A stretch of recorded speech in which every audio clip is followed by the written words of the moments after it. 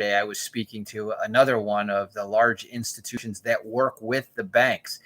They are a remarketer of the uh, of the properties once the banks take them back.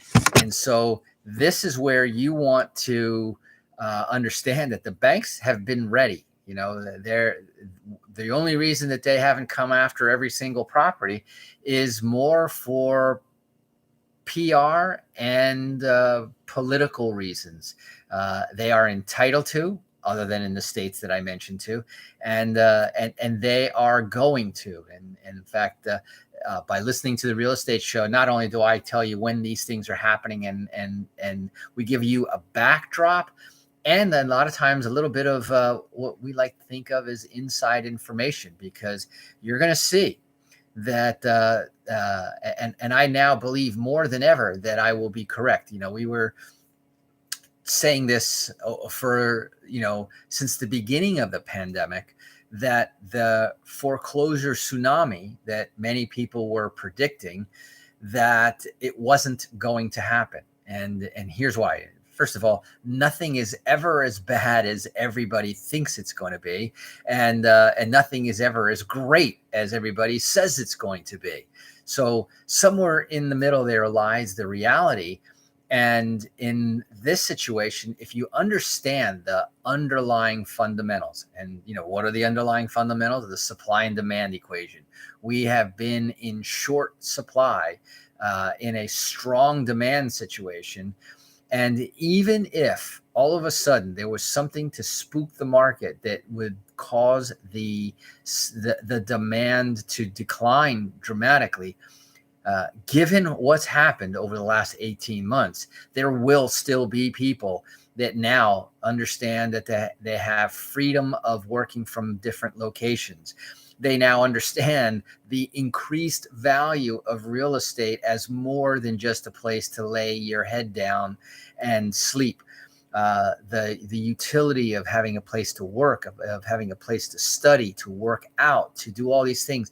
So when we started looking at all of this put together, the demographic, if you want to see a tsunami, look at something called the millennials, who are now in increasing numbers becoming increasingly stronger buyers.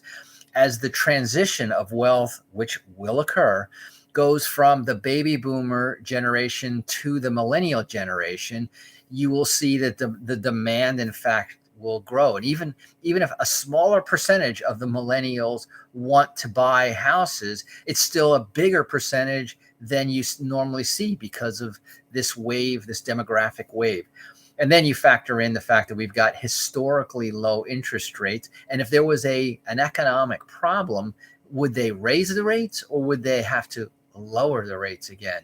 So for all of these reasons, and if you were listening to us when we were talking about the REO companies and the banks and the iBuyers, all three reiterated the fact that when the next dip in the market comes, they are all ready to acquire. Yeah, I did include the banks in there, because even the banks said that when they reacquire properties from default, don't expect them to come right back on the market, that they have become better real estate owners, they have become better property managers, and they're going to keep the portfolio. So if the market goes crazy, they're going to slowly dish out. If the market continues to stay strong, it's even more incentive for the banks to hold on to the property. By the way, it's also more incentive for the banks to come after your properties if you're in default, which is one of the reasons why use us. Put our 30 plus years of experience to work for you. 23 of those years right here publicly on the radio, helping folks out. In fact, yesterday had a great story to share with you. That's 2 months in a row where we had some serious victories with the bank. Our September one, I already told you about that one. That was a phenomenal situation.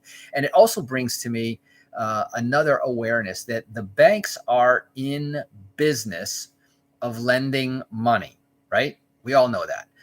But they are not in the business of making friends. They're not in the business of having phenomenal relationships because ultimately, remember, they lend the money. Then they have somebody else service it. That servicing gets sold and gets transferred around. Where in there do you see a long-term interest? They put together packages, of loans. They make lots of loans, bundle them up, sell them on the secondary market. They're done. Adios. Goodbye. Maybe they want a relationship with their depositors. Maybe they want a relationship with some of the people to do financial planning. Now financial planners sit in the banks. So you've got a daily interest in there. And if they can do a mortgage, and that's why banks are not the best place to do the mortgages, because quite frankly, even those people, they will do the mortgage, ship them off. And that's not really part of the relationship in most cases. So it's a very interesting dynamic that's going on here. All of this really was to build back up to why we decided to talk. In fact, you decided because you voted last Friday between landlording and between equity. Which one was it, royalty income or equity that you wanted to focus on? And that's what we've been doing. So since Monday, we started out giving you the definition, the formula, how it comes about. Then on Tuesday, we moved into 3 different ways that we talked about how you can either create or increase or enhance equity physically. Okay. And this is important because on Thursday, we came back to that idea that you can actually affect. And that's what I love about real estate. Real estate, we talked about our 5-star program, and what we talk about is our 5-star approach, because there's 5 different points that we think are very important to be very aware of and pay attention to as you're investing. And these 5 points are, number 1 is, from an investor's point of view, the income. What income? And even if you're a homeowner and you're listening to this conversation, he goes, oh, he's not talking to me. Everything that I'm talking about right now affects you as well. And in fact, if you take into consideration the things that we advise our investors to do, and you do them as a home buyer, I will tell you that in the event that you have to move, relocate, or suddenly have to rent out your property, you've got an excellent plan B. Number 2 is that if we're talking about properties that become more economically desirable, when it comes time to sell, you will do better having followed this advice. So back to the 5-star approach. Number 1, income. We look at the income that the real estate can provide, and this is one of the features of real estate as an asset that is different than many other assets. And it's not the fact that it's the only asset that provides income. That is one of 5 prongs that we have as an asset. And I will bet you that by the time I finish the explanation of these 5 prongs, that your investment, and I'll tell you, stocks don't match up to the 5-star approach. CDs don't match up to the 5-star approach. And pick your investment out there. You show me an investment that's better than real estate, that's safer than real estate, that's been around and will withstand the test of time better than real estate. Tell me. I want to know. Because if I find that, I'm going to invest in that with you as well. But here's the thing. Number 1 is the income. Make sure that it has positive cash flow income. It provides real income, not future coupon value or future possible interest like a CD that if you take it out early, you lose it all. No, you get the income. You get it now. You get it every month, and you can spend it just as well. And so this is the kind of money that you can actually use to buy groceries, for example, or go on vacations, or live your life off. Prong number 2 is the tax advantages that real estate offers. Now, here we could stop right here, and real estate would be better than every other asset out there because real estate has more tax advantages and more favor in the tax code than any other investment vehicle out there. And what makes that really nice about being part of number 1 and number 2 is that now a lot of times it creates tax favored income.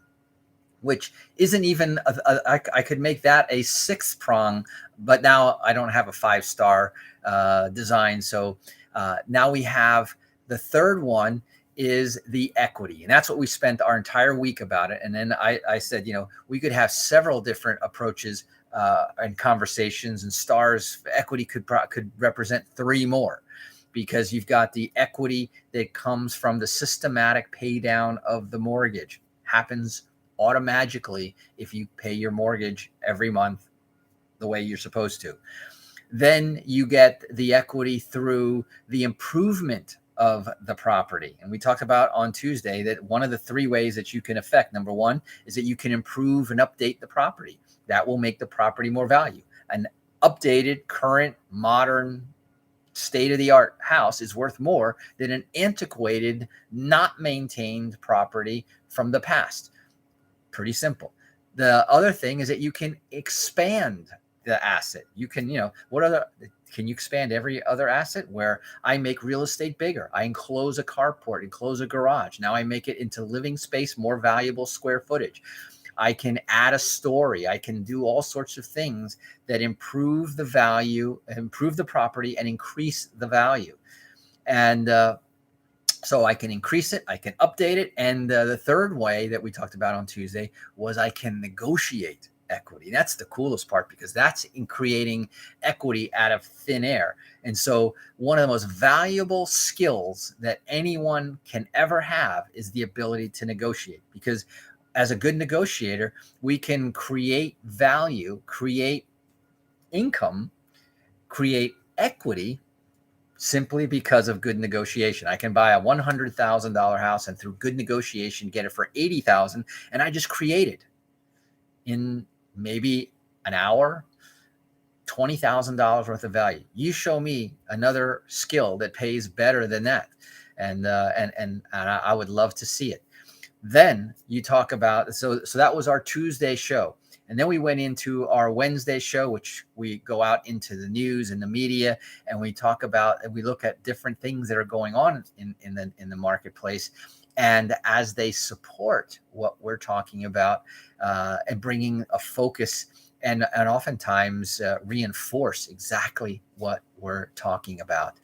So I'm going to take a quick break right here at this point. I want to come back, and then we'll go into our Thursday ATM edition of the Real Estate Show as we kind of wrap up this week talking about the equity in our property, how important it is, and why real estate, has those 5. We stopped number 3, equity. When we come back, I'll talk about the 4th one, which is the appreciation and the leverage. And that's all part of our 5-star approach. But we're going to really focus on the equity, which is only one of the prongs here on our 5-star approach.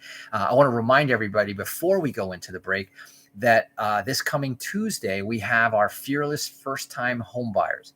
Now, here's my case in point. I said that what I'm talking about here doesn't just apply to investors, although investors should also attend this workshop. But we're going to share and reveal some perfect programs that will help you to buy a house, own your house, for less than it costs to rent it. I can get you in for less money than it costs First, Last, and Security. I can get you a lower payment than that. And we're going to talk about that in depth, talking about loan programs, down payment assistance programs. If you're interested in coming to that workshop, it's going to be October the 12th, 7:30 p.m.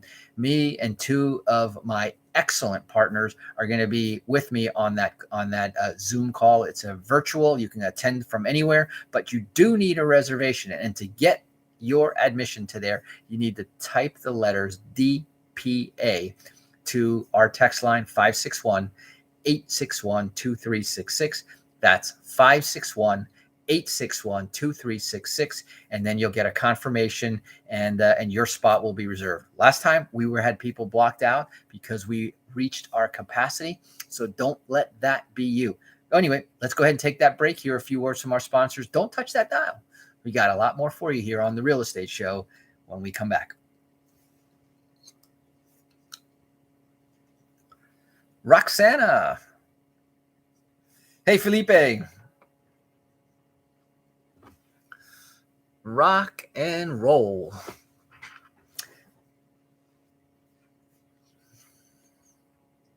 Wow, that time went fast.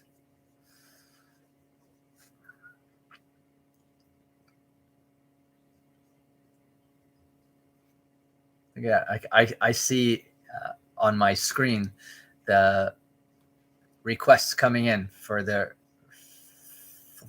upcoming workshop.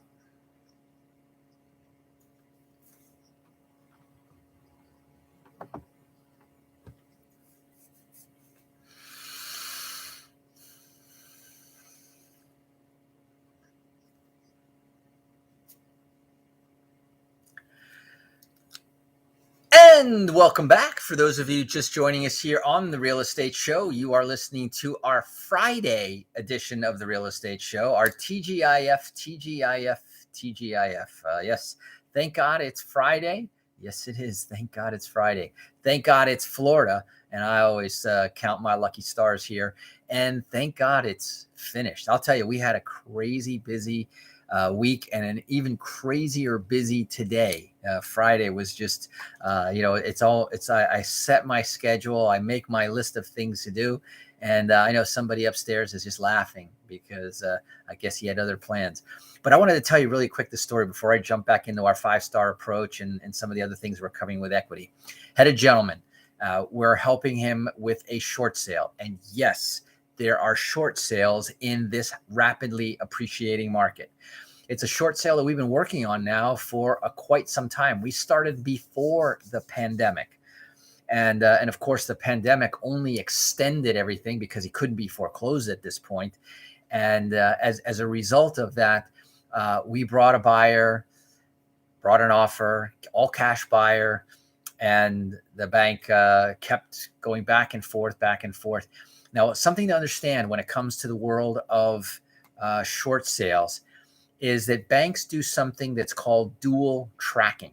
And what that means is that at the same time that they're talking to you, all nicey nice on the phone, trying to negotiate either a loan modification or a short sale, on the other side of the track, their legal department is moving forward with the legal process of filing the papers, setting up court dates with the judge. And if you miss those dates, you could be thinking that you're doing everything fine and negotiating, and the nicey nice people who are nice because they're trying to get your money, but they could be having the hearing. So you've got to have dual track mentality when you're dealing with short sales and foreclosures for that matter. In fact, in any one of the foreclosure, short sales, or modifications, it's all the same conversation, the negotiation. The only difference, the documents are the same. What the bank wants to see, they want to see pay stubs, they want to see W-2s, they want to see bank accounts, and they want to see your credit report and what your debts are.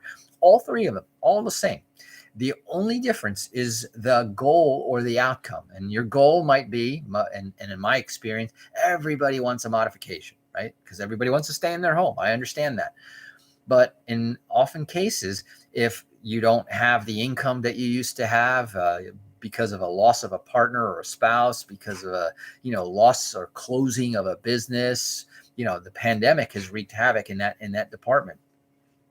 And so you may want a modification, and auto modification says, hey, I can't pay what I originally agreed to pay, but I can pay this if you will accept this. And it's the bank's option to accept it because they already have a signed deal with you. If they don't want to accept it, they can move forward and just exercise their rights under the mortgage agreement.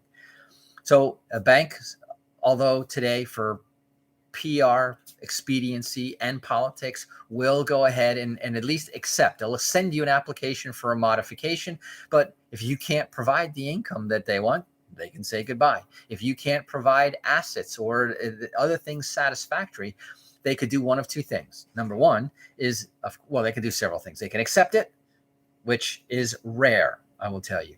They can deny it and move you to short sale, which means that they'll allow you to go ahead and sell it, and then we'll agree upon what is the discount off of the balance. Or they can just deny it and say, you can't pay, you can't stay. We'll be expecting the keys shortly. and then which is the third thing, right? Which is the foreclosure. The outcome is the only difference, but the process is really the same, which is why somebody with 25 plus years of mortgage experience behind the scenes understands this very well, and why we're so successful. So back to this really successful story is that the bank was dual tracking our client. And while we were busy working on getting the offer, getting the inspections, getting the appraisals and everything, the bank was setting up a closing date. So they had what's called a case management conference, where the two parts of the judge go to see the judge and update the judge on what's going on and make sure that it's moving forward. Well, the bank, unbeknownst to the client, changed that management conference and as a motion for final judgment. Well, luckily we caught that because we were dual tracking. Luckily, we went and met with the judge, explained that we were working, and the judge gave us another 90 days. So if you need help with that, let us know. Contact us at our website at automaticlandlord.com. That's automaticlandlord.com, or come meet us at one of our next workshops. Our next workshop is on Tuesday, October the 12th at 7:30. You can join and meet us there simply by texting DPA for down payment assistance to 561-861-2366, and I'll see you there. Anyway, that's it for today's show. That's it for this week. We'll be back again on Monday with a whole new set of topics all about real estate. So until then, drive safe and make it a great day. Bye-bye.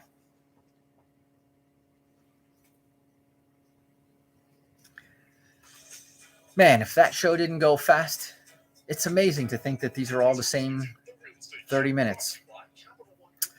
But I got a good friend. My friend Bob is driving on down to come meet me for a little happy hour. Bob is not only a longtime friend, but a longtime listener of the radio show, a fellow real estate investor, and a good guy. So Simone from Boca Raton is on there. Hi, Simone. Thank you for watching and listening. Monique, Felipe, by the way, always good to see you. And you have a great weekend as well. I'll see you again on Monday. And same for you, Roxana, for John, Tom, Mohammed. You guys take care. Have a great weekend. Please give us a like here on our Facebook page, and make sure that you share this out there. That is what really makes the difference. Your comments are wonderful. Thank you.